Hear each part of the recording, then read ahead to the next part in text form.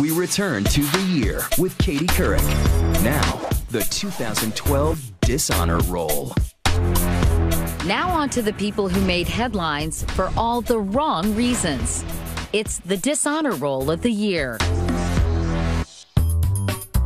First up, what some are calling one of the biggest falls from grace in the sports world, Lance Armstrong. After years of allegations of doping and steroid use by cycling's most decorated name, it happened. UCI will ban Lance Armstrong from cycling, and UCI will strip him of his 7 Tour de France titles. Also gone, millions of dollars in endorsement deals from sponsors who dropped him in the wake of the ban. The thing about Lance Armstrong is, if you're gonna lie about something, there's gotta be a point where you say, okay, I was lying. He never did that, and I think it really worked against him. Armstrong also stepped down as chairman of Livestrong, the cancer charity he founded in 1997 that has raised nearly $500 million. It's ultimately very sad. It's a very highly regarded charity, but it's forever mixed up now with a man who will be synonymous with cheating.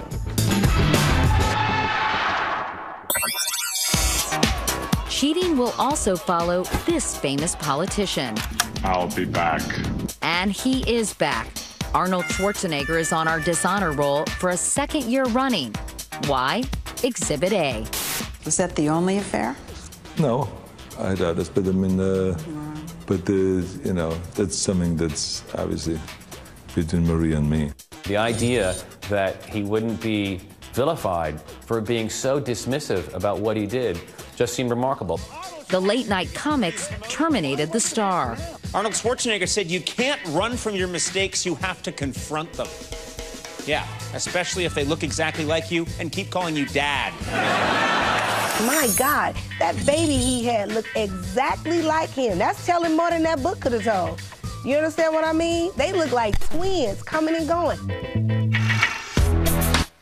Someone else with baby mama drama was John Edwards, but that's not the reason he almost went to prison. In his campaign finance trial this year, Edwards was acquitted on 1 charge, but jurors were deadlocked on the remaining 5 counts, sparing Edwards what could have been a hefty fine and lengthy prison sentence. I guess the jury had to make some decisions, and they had to be guided not to make them based on their own moral principles. You listen to the jurors after that case, and it's clear that they didn't think John Edwards was a wonderful human being. But in high-profile cases like this, you very often see jurors sticking very strictly to the letter of the law and the judge's instructions because they know the world is watching. And the world watched as Edwards owned up for the very first time to his baby with Rielle Hunter. My precious Quinn, who I love more than any of you could ever imagine. And I am so close to and so grateful for. So what does the future hold? I don't think God's through with me. He has no political future. Next question.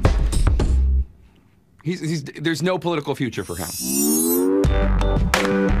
Next up, we value and respect them for keeping secrets and keeping us safe.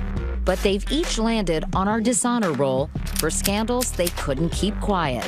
For CIA Director General David Petraeus, it was an extramarital affair with biographer Paula Broadwell. The complex details confused a lot of us. I couldn't keep up with who begat who. It was so many different players in the game. But one thing I will say about all of that, even though it was confusing, each party involved ended up with whoever they came to the party with. Huh? They still dancing with the one that brought them. Government agents, prostitution, alcohol, and a foreign land. It has the makings of a juicy novel, but it's actually the real-life scandal that rocked the Secret Service this August. It seems these guys didn't realize that there's a difference between what's legal and what's kosher.